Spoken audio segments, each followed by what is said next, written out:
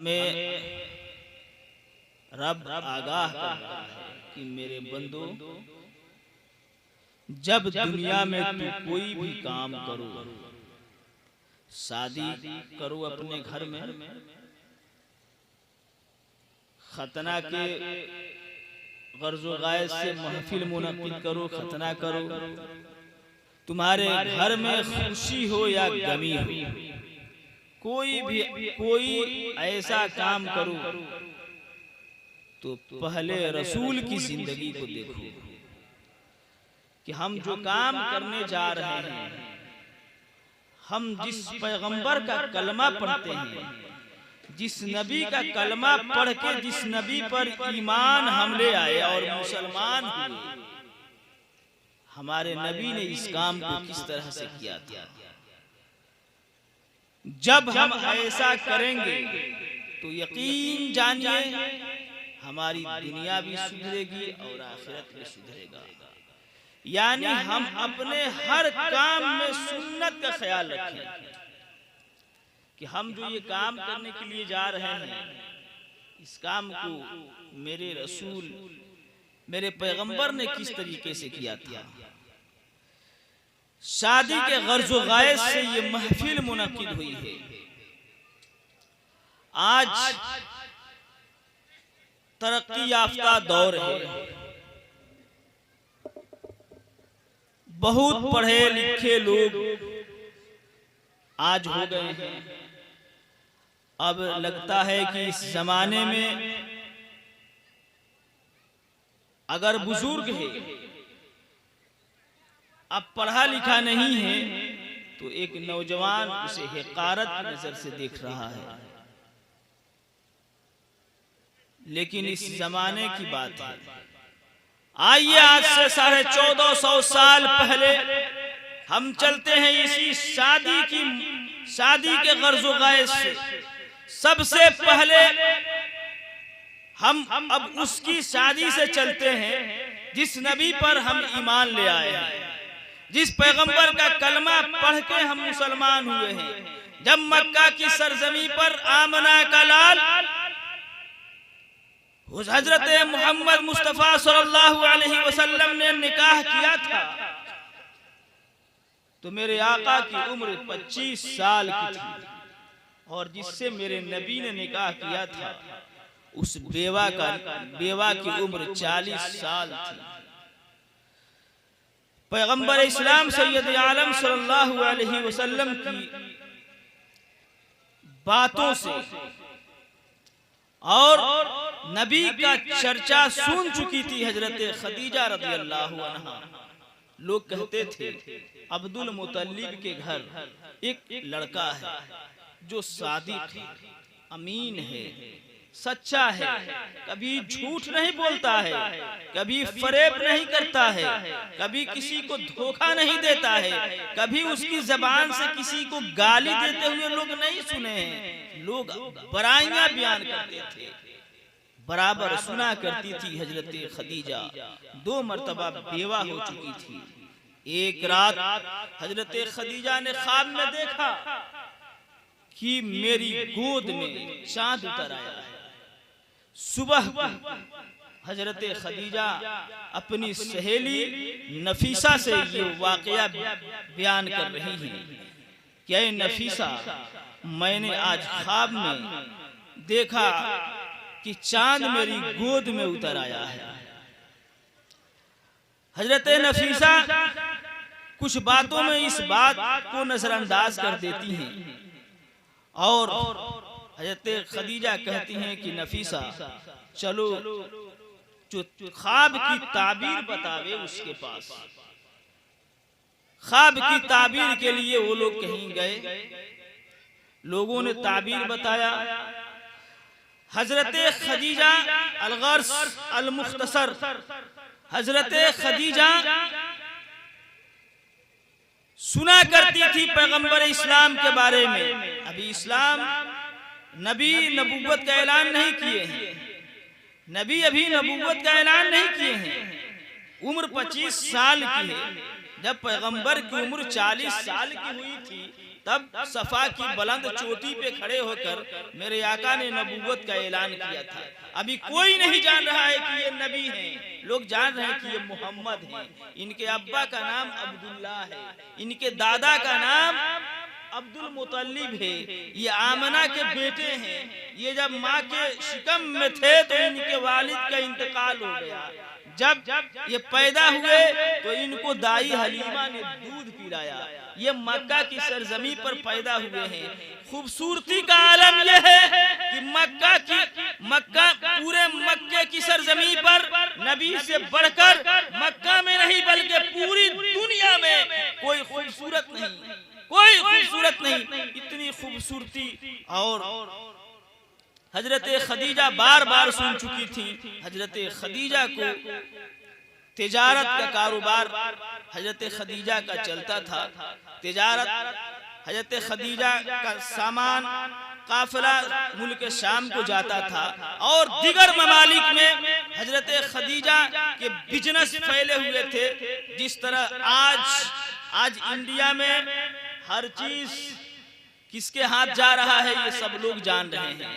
आज इंडिया का सबसे बड़ा बिजनेसमैन जिस तरह से रिलायंस का मालिक अंबानी परिवार है, जिस तरह से अडानी है, इसी तरह से ये लोग बिजनेसमैन हैं, ये लोग बिजनेस करते हैं।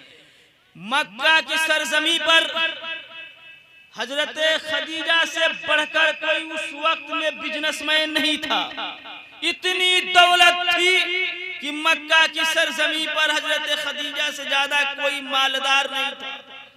हजरत खदीजा मुल्क शाम के लिए बिजनेस रवाना करना चाहती हैं। वो एक अच्छे सच्चे इंसान की तलाश में है।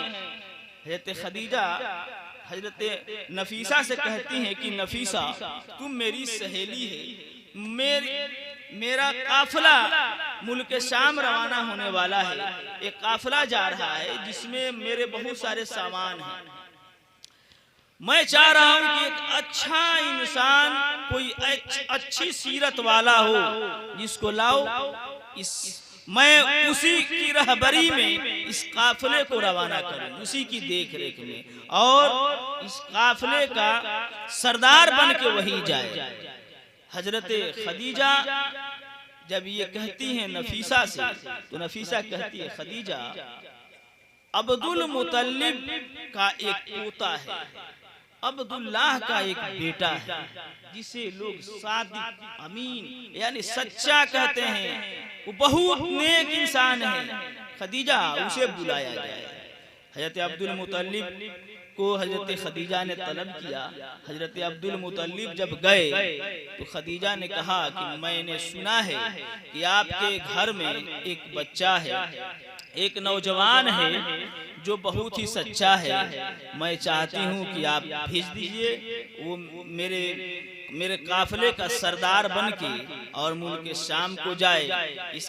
उसी के देख रेख में ये काफिला जाए और जो उसकी मजदूरी होगी, जो उसका हक होगा, जो उसके पेमेंट बनेंगे, मैं उसको दे दूंगी। हजरत खदीजा की बात मान के हजरत अब्दुल मुतल्लिब गए और पैगंबर इस्लाम सैयद आलम सल्लल्लाहु अलैहि वसल्लम से कहा। हजरत अब्दुल मुतल्लिब ने कि पोते जाओ खदीजा के यहाँ। अबू तालिब थे, हजरत अबू तालिब जो हुजूर के चचा थे, वो भी कहे जाओ खदीजा के यहाँ। आए पैगंबर इस्लाम सैयद आलम सल्लल्लाहु अलैहि वसल्लम जब हजरत खदीजा के घर, तो हजरत खदीजा ने जो ही मुड़ के देखा, दिल की दुनिया बदल गई और कहा कि ये आने वाला कौन है। देखती ही रह गई, ये कौन आया है। खूबसूरती का आलम यह है कि हजरत खदीजा की आंखों ने कभी वैसा खूबसूरत इंसान नहीं देखा था। खदीजा कहती है कि ऐ नफीसा, जब मेरे दरवाजे पे अब्दुल मुतल्लिब का पोता, अबू तालिब का भतीजा, अब्दुल्लाह का बेटा मोहम्मद इब्न अब्दुल्लाह जब तशरीफ लाए थे, तो ऐ खदीजा, जब मैं देख रही थी पैगंबर इस्लाम को, जब मैं नबी को देख रही थी, जब मैंने मोहम्मद को देखा तो मेरे दिल की दुनिया बदल गई और मैंने कहा कि यकीनन यही वो इंसान है, यही वो सच्चा सादिक और अमीन है, यही वो खूबसूरती वाला चेहरा है जिसको मैंने ख्वाब में देखा था कि चांद उतर आया है मेरी गोद में, यही मेरे ख्वाब की ताबीर है। हजरत अल मुख्तसर, उस वक्त में हजरत खदीजा 2 जगहों से बेवा हो चुकी थी और माल इतना था, इतनी मालदार थी हजरत खदीजा, दौलत इतनी थी कि मक्के के एक से एक ताजिर, एक से एक उस दौर के कहिए बहुत बड़े बिजनेसमैन और पूंजीपति लोग हजरत खदीजा के यहाँ खबर भेजते थे कि खदीजा तुम मुझसे निकाह कर लो, तुम इतनी दौलतमंद हो, तुम्हारी दौलत बर्बाद हो रही है, बर्बाद हो जाएगी, तुम मुझसे निकाह करो। मक्के के उन गुंडों ने तो सोचा था कि खदीजा 2 जगह से बेवा हो चुकी हैं, खदीजा से निकाह करना नहीं वो लोग चाहते थे, बल्कि खदीजा की दौलत से निकाह करना चाहते थे। गौर कीजिएगा, खदीजा की दौलत प्यारी थी उन लोगों को। हजरत खदीजा ने सबको इनकार करते गया, लेकिन जिस दिन से मोहम्मद को देखी थी सल्लल्लाहु अलैहि वसल्लम, हजरत खदीजा दिल की दुनिया बदल गई थी। काफिला रवाना हो रहा है मुल्क शाम की तरफ। हजरत खदीजा कहती हैं आपका नाम क्या है? फरमाते हैं मैं मोहम्मद इब्ने अब्दुल्लाह हूँ, मुझको मेरे दादा अब्दुल मुत्तलिब, मेरे चचा अबू तालिब ने भेजा है, मैं आया हूँ, आपका काफिला जा रहा है मुल्क शाम, इसलिए आपको एक आदमी की तलाश थी, मैं आया हूँ, तुम मजदूरी क्या लीजिएगा। मेरे आका ने इरशाद फरमाया जो आपकी मर्जी हो वो दे दीजिएगा। हजरत खदीजा कहती हैं कि जाइए इस काफिले के साथ जाइए, जाइए काफिला रवाना हो रहा है। साथ में हजरत खदीजा अपने एक गुलाम मैसरा को साथ में लगा देती और कहती हैं मैसरा सुनो, यहाँ से लेकर मुल्क शाम तक गौर करना इस इंसान के ऊपर कि इसके अंदर खूबियां कितनी हैं और कमियां कितनी हैं। मैसरा जा रहा, गौर कर रहा है, पैगंबर जा रहे हैं, मक्का से काफिला रवाना हुआ, मुल्क शाम को गया, देख रहा है मैसरा कि जब ये ठहर जाते हैं धूप में तो बादल साया कर लेता है, जब ये अगर कहीं लेट जाते हैं किसी दरख्त के नीचे तो दरख्त अपने पत्तों को हिलाना शुरू कर देता है। मैं देख रहा है मैसरा कि हर जगह रब की बारगाह में सर्व सुजूद होते जा रहे हैं, रब को याद करते जा रहे हैं। मैसरा देखते गया। जब कुछ दिनों के बाद काफिला मक्का की सरजमीन पर फिर वापस लौट के आया तो खदीजा पुकारती है मैसरा को, दिल बेकरार था इधर कि इस इंसान के अंदर खूबियां कितनी है और कमियां कितनी है सुनने के लिए। खदीजा बुलाती है मैसरा को और कहती है ऐ मैसरा, बताओ तुम सफर में जिस शख्स की निगहबानी करने के लिए मैंने तुझे कहा था कि मैसरा मैं तुझे डबल पेमेंट दूंगी, डबल इनाम दूंगी, लेकिन गौर से देखना इस इंसान के अंदर खूबियां कितनी हैं और कमियां कितनी हैं। मैसरा से जब पूछती है खदीजा क्या है मैसरा, तुम तो सफर में यहाँ से शाम तक गए हो, मुल्क शाम से फिर वापस आए हो, बताओ ऐ मैसरा इस मोहम्मद के अंदर कितनी कमियां हैं। मैसरा कहता है मालिकिन मैं आपका गुलाम जरूर हूँ, ये गुलाम आपका है, आप अगर मोहम्मद की कमियों को देखना चाहती हैं और सुनना चाहती हैं तो मालकिन मैं बता रहा हूँ, जब मोहम्मद दरख्त के नीचे लेटते थे तो दरख्त पत्तों को हिलाना शुरू कर देता था। जब मोहम्मद कहीं धूप में खड़े हो जाते थे तो बादल सर पे आकर के साया करता था। ऐ मालिकीन, ऐ खदीजा, मैं अगर मोहम्मद के एक एक चीज को, एक एक फेल को बता दूं तो ऐ मालिकीन, मैं अपनी ज़बान से ये इकरार करता हूं कि जिस मोहम्मद की निगहबानी करने के लिए, जिस मोहम्मद की खूबी और कमी को जांचने के लिए आपने मुझे लगाया था, ऐ मालिकीन, मैं नमक आपका खाता हूं, लेकिन ये गुलाम आज यहाँ कह रहा है कि इस मोहम्मद के अंदर कमियां नहीं है एक भी, बल्कि पूरे जिस्म में सिर्फ खूबियां ही खूबियां हैं। खूबियां थी, पैगंबर इस्लाम में कमियां नहीं थी। हजरत खदीजा को जो ही ये सुनना था फौरन कहती है, नफीसा अब दिल बेचैन हो रहा है। ऐ नफीसा, मक्का के एक एक ताजिर मेरे पास ये खबर पहुंचा चुके हैं कि खदीजा मैं तुझसे निकाह करना चाहता हूं। मैंने तमाम रिश्तों को ठुकरा दिया है, लेकिन ऐ नफीसा अब दिल बेकरार हो रहा है। जाओ और इनके घर पे जाओ और बात करो। हजरत नफीसा जाती हैं हजरत अबू तालिब के पास, अब्दुल मुतल्लिब के पास, और जाकर अर्ज करती हैं कि मेरी मालकिन, मेरी सहेली खदीजा चाहती है कि आपके पोते से, आपके भतीजे से शादी हो जाए। हजरत खदीजा अर्ज करती है, नफीसा उस इंसान को बुलाओ जिसके लिए मेरा दिल बेकरार हो रहा है। जब नफीसा बुलाती हैं हजरत खदीजा की बारगाह में, हजरत खदीजा कहती हैं कि तुम मुझसे, आप मुझसे निकाह कीजिएगा। पैगंबर इस्लाम ने इरशाद फरमाया, ये रिश्ता अगर अच्छा हो, अगर आपको अच्छा लगे तो मैं इन दौलत की लालच में नहीं, बल्कि मैं ये रिश्ते को कबूल करता हूँ।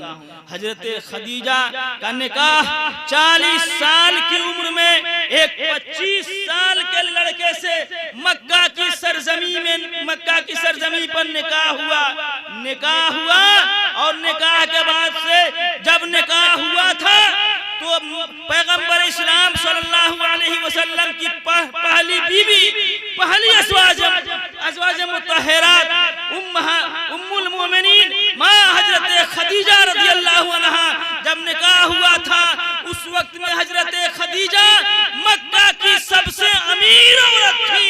और जब हजरत खदीजा की रूह निकली थी तो कफन खरीदने के लिए भी पैसे नहीं।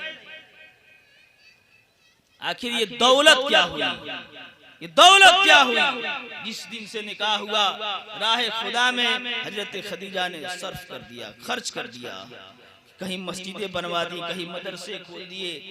जिस दिन से, उस दिन से कहीं भूखों को खाना खिलाया, नंगों को कपड़ा पहनाया। जब इस तरह से हजरत खदीजा ने किया, तभी न उनके पेट से, उनके शिकमे मुबारक से जो औलादें पैदा हुई, उन्हीं औलादों में से हजरत फातिमा ज़हरा रज़ियल्लाहु अन्हा है, जो इमाम हसन और इमाम हुसैन की माँ है। दुरूद पाक पढ़िए, अल्लाहुम्मा सल्ली अला सय्यदना व मौलाना मुहम्मद मादनिल जूद वल करम वालिहि व बारिक वसल्लम सल्लु अलैहि सलातु व सलाम अलैका या रसूलल्लाह। मेरे अजीज, आज ये शाबानुल मुअज़्ज़म का महीना चल रहा है। चंद ही दिनों में रमजान का महीना आने वाला है। हमारे ऊपर सिर्फ साल में एक मर्तबा ज़कात देने का हुक्म है। 2.5% ज़कात हमारे ऊपर है। तो लोग समझ रहे हैं कि ये टैक्स लग गया है, लोग ज़कात नहीं दे पाते हैं। लेकिन हम आज निकाह कर रहे हैं। निकाह के बाद एक इंसान की जिंदगी किस तरह से होनी चाहिए, पैगंबर से सीखिए।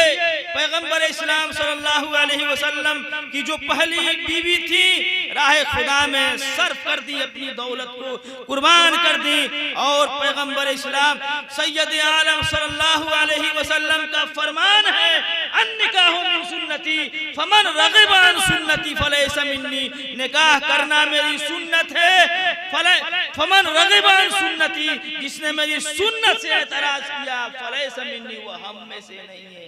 हम उसी नबी का कलमा पढ़ते हैं, उसी नबी को मानते हैं। मेरे अजीज, हमें जरूरत है आज अगर कोई काम हम करें, कोई भी काम, अगर शादी की महफिल हमारे यहाँ मुनक्किद है, कल बारात जाएगी या आएगी, बहरहाल जो कुछ भी हो, बारात जाती है, बारात आती है अपने यहाँ, हम हर जगह पर इतना ध्यान रखें कि हम जो शादी कर रहे हैं, ये शादी सुन्नत के मुताबिक हम कर रहे हैं कि नहीं। इस मेरे रसूल ने किस ढंग से शादी की थी, अपनी मेरे रसूल ने किस ढंग से शादी की थी हजरत फातिमा की। अगर जब सुन्नत को देखेंगे हम शादियों में, तो यकीन जानिए आज के भी दौर में उस दूल्हे और उस दुल्हन के शिकम से जो औलादें पैदा होंगी वो नबी तो नहीं होंगी, लेकिन इंशाअल्लाह उस नबी के तौर तरीके को अपना करके और नेक सीरत अपनाने वाली वो औलाद पैदा होगी। हम पैगंबर इस्लाम सैयद आलम सल्लल्लाहु अलैहि वसल्लम की जिंदगी को देखें। कुरान की आयत हमें आगाह कर रही है कि लक़द कान लकुम फी रसूलिल्लाहि उस्वतुन हसना। ऐ लोगों, अगर रसूल करीम सल्लल्लाहु अलैहि वसल्लम की जिंदगी तुम्हारे लिए आइडियल है, आदर्श है, कोई भी काम करने से पहले अपने रसूल की जिंदगी को देखो, तुम्हारी दुनिया भी सुधरेगी और आखिरत भी संवरेगा। हजरत खदीजा अपनी दौलत को कुर्बान कर दी रब की बारगाह में। उन्हीं की ऑपरेटर साहब क्या बढ़ाइए तो मैं नहीं जानता हूँ, लेकिन ये टीटा बंद कर दीजिए। दुरूद पाक पढ़िए, अल्लाहु रब्बु मुहम्मदिन सल्लल्लाहु अलैहि वसल्लम नहनु इबादु मुहम्मदिन सल्लल्लाहु अलैहि वसल्लम। मैं हजरत खदीजा की बेटी हजरत फातिमा ज़हरा रज़ी अल्लाहु अन्हा का एक वाक़या मैं आपको बता दूं। मस्जिद नबवी में पैगंबर इस्लाम सैयद आलम सल्लल्लाहु अलैहि वसल्लम तशरीफ फरमा है। वहाँ पर एक शख्स आया और कहा कि आप अल्लाह के नबी हैं, आप पर मैं ईमान लाना चाहता हूँ। नबी ने कहा बहुत अच्छी बात है, आओ ईमान ले आओ, कलमा पढ़ लो। वो शख्स आया, कहा कि मैं फला कबीले से आया हूँ, आप मुझे कलमा पढ़ा करके मुसलमान बना दीजिए। नबी ने कलमा पढ़ा करके मुसलमान बना दिया। थोड़ा ये सिट्टी बंद कर दीजिए ऑपरेटर साहब, जैसे भी बजाना हो बजाइए, सिट्टी बंद कर दीजिए। नबी ने कलमा पढ़ा करके उसको मुसलमान बना दिया।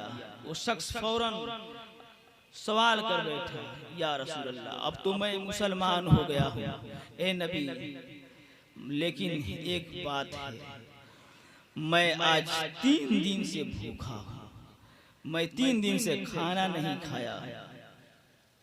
पैगंबर इस्लाम सैयद आलम सल्लल्लाहु अलैहि वसल्लम ने इरशाद फरमाया, सहाबा इसकी मदद करो। हजरत सलमान फारसी रज़ी अल्लाहु अन्हु खड़े हुए और कहा, या रसूल अल्लाह, मस्जिद नबवी के फला दरवाजे के बगल में मेरी ऊँटनी बंधी हुई है, मैं अपनी ऊँटनी इस शख्स को दे रहा हूँ। लेकिन फिर वो साइल सवाल कर रहा है, या रसूल अल्लाह, मुझे ऊँटनी की क्या जरूरत, मुझे भूख लगी है, मुझे खाना चाहिए। हजरत अली खड़े हुए और कहा, या रसूल अल्लाह, फिदा का उम्मी व अबी, या रसूल अल्लाह, मेरे माँ बाप आप पर कुर्बान हो जाए। ए अल्लाह के नबी, ए पैगंबर इस्लाम, ए बानी इस्लाम सैयद आलम सल्लल्लाहु अलैहि वसल्लम, मैं इस शख्स की मदद कर रहा हूँ, मैं अपना इमामा, अपनी पगड़ी दे रहा हूँ।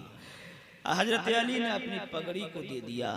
वो फिर खड़ा हो गया और कहा, या रसूल अल्लाह सल्लल्लाहु अलैहि वसल्लम, मुझे भूख लगी है, मेरी भूख न ऊँटनी से खत्म होगी और न पगड़ी से खत्म होगी। आप यकीन जानिए, अगर हमें भूख लग जाती है और भूख के बदले में कोई हमें सोना भी देता है, ये सोना है, ये चांदी है, ले लो, तो हम सोना और चांदी तो नहीं खा सकते हैं, हम खाना खाएंगे।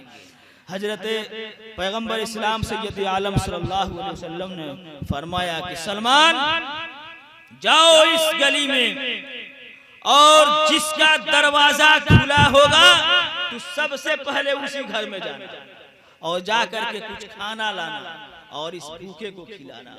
हजरत सलमान फारसी जा रहे हैं, एक दरवाजा खुला हुआ दिखाई दिया। हजरत सलमान फारसी ने दस्तक दी, अंदर से आवाज आई, कौन? कहा मैं सलमान फारसी। नबी ने कहा है कि सलमान जाओ इस गली में जो दरवाजा खुला होगा उसी दरवाजे पर टच करना, उसी दरवाजे पर टच करना, मैं यहां आया हूं। हजरत सलमान फारसी अंदर से आवाज समाप्त कर रहे हैं, अंदर से एक आवाज आई, अस्सलामु अलैकुम। तो सलमान फारसी ने कहा वालेकुम अस्सलाम। अंदर से आवाज आई, सलमान फारसी, मैं फातिमा बिनते मोहम्मद, मैं फातिमा। पर्दे में हजरत फातिमा रह कर अर्ज करती हैं, सलमान कैसे आना हुआ? हजरत सलमान अर्ज करते हैं, एक शख्स आया है पैगंबर इस्लाम की बारगाह में, ऐ फातिमा आपके बाबा के पास एक आदमी आया है जो अभी कलमा पढ़ के मोमिन हुआ है, ईमान लाया है और उसको भूख लगी है। हजरत फातिमा ने कहा कि सलमान, देखिए हजरत सलमान सहाबी भी कैसे होते थे, जानते थे कि मस्जिद में अली ने तो मदद कर ही दी अपनी पगड़ी देकर के, और यहाँ मैं फिर अली के घर में घुस आया हूँ, फातिमा के घर पे आ गया हूँ। है तो फातिमा ने कहा, सलमान अफसोस कि मेरे घर में आज कई रोज से चूल्हे नहीं जल रहे हैं, आज चूल्हा नहीं जल रहा है सलमान। हम लोग आज कई दिनों से खुद ही इस भूख के शिकार बने हुए हैं। हजरत सलमान ने कहा, बीबी अब बोलिए मैं क्या करूं? हजरत फातिमा अर्ज करती हैं, सलमान चूल्हे तो इस घर में नहीं जल रहे हैं, आज हम लोग कई दिनों से खुद ही भूखे हैं, लेकिन ऐ सलमान तू आए हो और तुझको भेजने वाले मेरे बाबा हैं, ठहरो मैं एक सामान लाती हूँ। हजरत फातिमा जाती हैं अपने घर में और कहती हैं, ये एक कंबल है, सलमान इस कंबल को ले लो, मैंने सुना है कि यहाँ फला यहूदी कम पुराने सामान को गिरवी भी रखता है और खरीदता भी है। जाओ सलमान वहां पर अगर वो गिरवी रख ले तो मेरे कंबल को गिरवी रख देना और उसके बदले में जो पैसे मिले उससे खाना खरीद के लाके उस भूखे को खिलाना। अगर मेरा कंबल गिरवी न रखे तो बेच देना और उससे जो पैसे मिले उसको ला करके खाना खरीद करके उस भूखे को खिलाना। जाओ सलमान। सलमान फारसी कंबल को लेकर के जा रहे हैं। मेरे अजीज गौर कीजिए, आज हम चाहते हैं, आज औरतें कहती हैं कि हम फातिमा की कनीज हैं।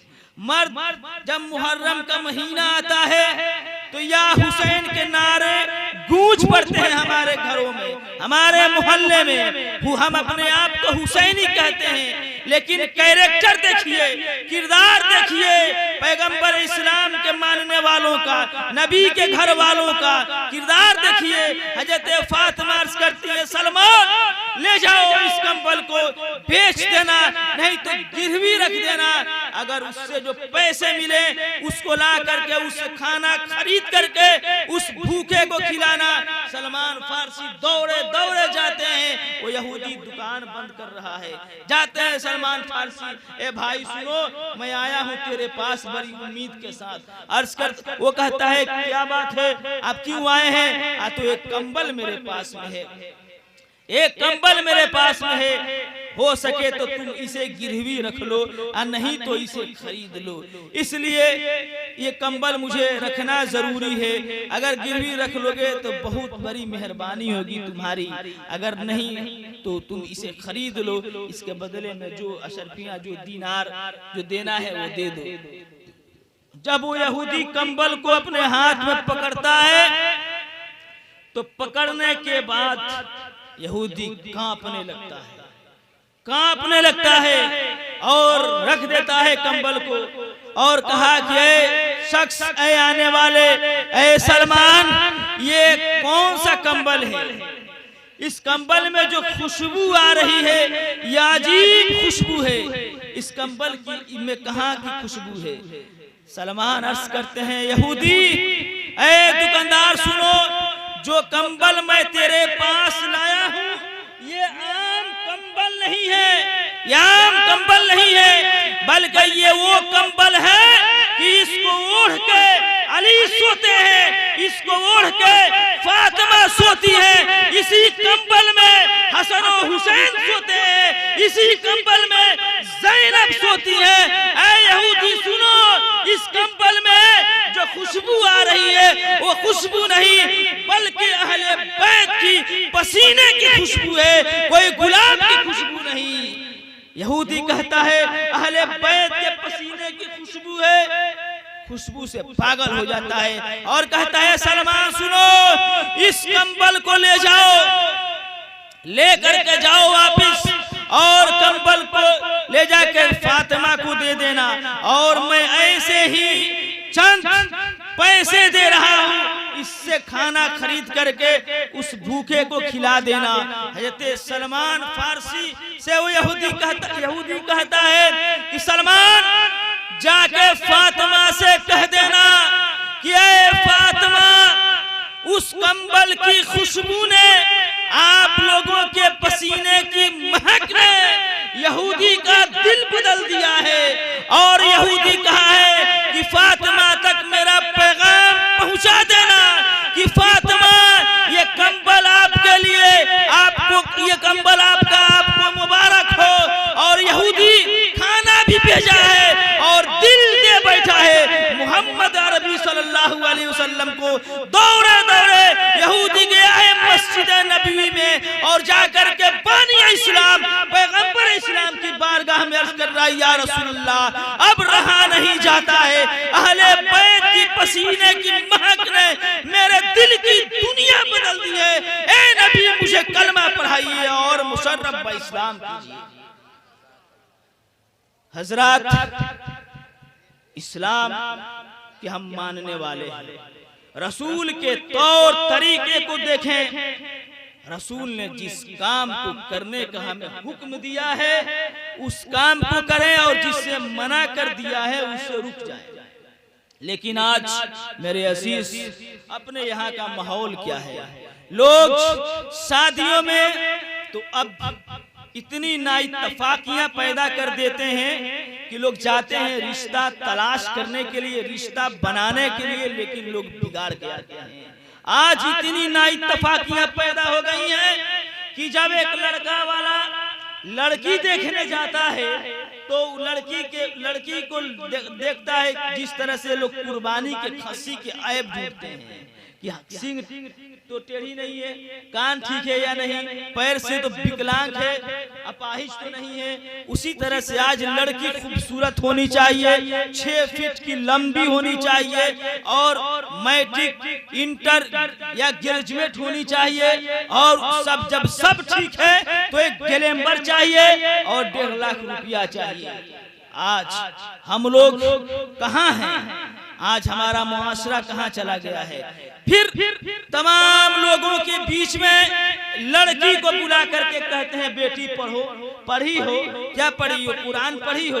वो खुद पूछने वाला कुरान पढ़ा है या नहीं पढ़ा है? अगर पढ़ा है तो तजवीद से, तरतील से पढ़ना जानता है या नहीं जानता है? लेकिन एक लड़की के साथ पूछ रहा है, तुम पढ़ी हो, क्या पढ़ी हो? तो मैं कुरान शरीफ पढ़ी हूँ। तो कोई सूरा पढ़ के सुनाओ। काश माहौल तो ये होता कि लड़की देखने के लिए जिस तरह से लोग जा रहे हैं और लड़की से कुरान की आयतों को पढ़वा के सुन रहे हैं। अगर इसी तरह से लड़कों के पास भी लोग जा करके और कुरान की आयत को पढ़वा करके सुनते तो आज ये मोबाइल के बजाय और सैयदना मौलाना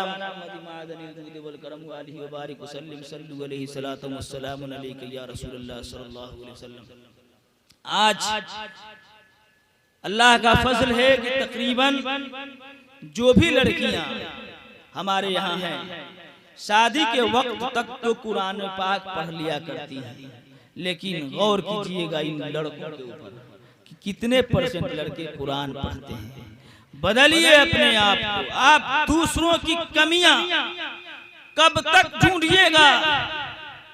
बादशाह हिंद शमसुद्दीन अल्तमश के जमाने में कैसा भी वाकया गुजरा है, मैं मुख्तसर 2 मिनट में मैं बता दूं कि एक ऐसा शख्स था जो सुना कि फला जगह पर एक बहुत बड़े वली रहते हैं, उनके हाथ में हीरे की उंगली है, उनके हाथ में हीरे की अंगूठी है, उनकी उंगलियों में वो चोर था और गया और कहा बाबा मैं आज से आपका शागिर्द बनना चाहता हूँ, आपका चेला बनना चाहता हूँ, आप अपने पास रखिए, आप अपने पास मुझे रखिए, आप मुझे शागिर्द बनाइए। बाबा ने अपने साथ रख लिया, लेकिन अल्लाह दिलों की बात को जान जाते हैं, दिलों के हाल को जान जाते हैं। मिठाई से घबराइएगा मत, अभी मुफ्ती साहब की मिला की तकरीर थोड़ी देर आप बर्दाश्त कीजिएगा।